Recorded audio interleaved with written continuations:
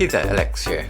This is the NF Audio NM2. They cost around $99 US, they're using a single dynamic driver, and they have been marketed as being good for monitoring. So let's dive right in and see if they're any good.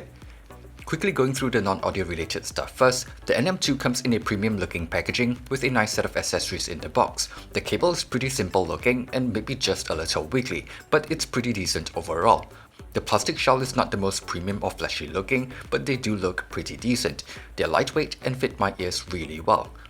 In terms of sound, these have a relatively balanced sound with a mild U-shaped tuning.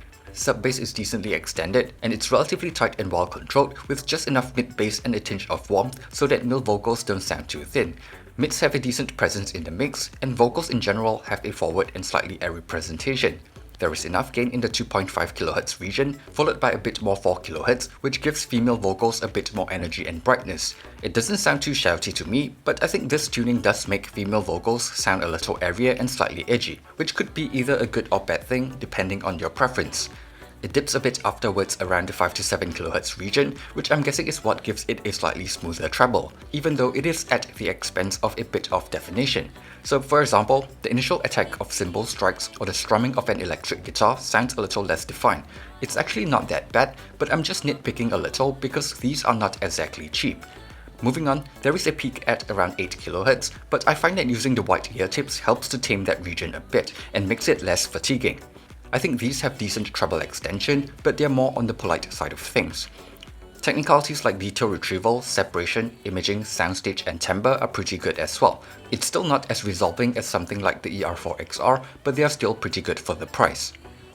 Overall, I'm not sure whether these will be good for monitoring because that's not something I'm familiar with, but these are pretty enjoyable for just listening to music, especially if you enjoy slightly airier vocals. I tend to prefer something a bit warmer and more musical for day-to-day usage like the Smobet Proto 1.0, so these are not exactly my cup of tea in terms of tuning.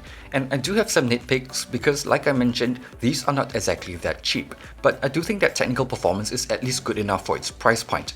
It has a clean presentation without being too analytical or too fatiguing for longer listening sessions, and has enough bass to make it fun to listen to.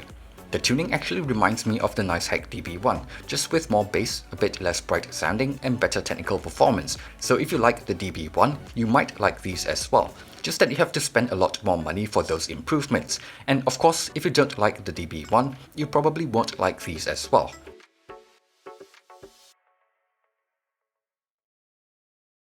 Thanks for watching this video, and see you guys on the next one.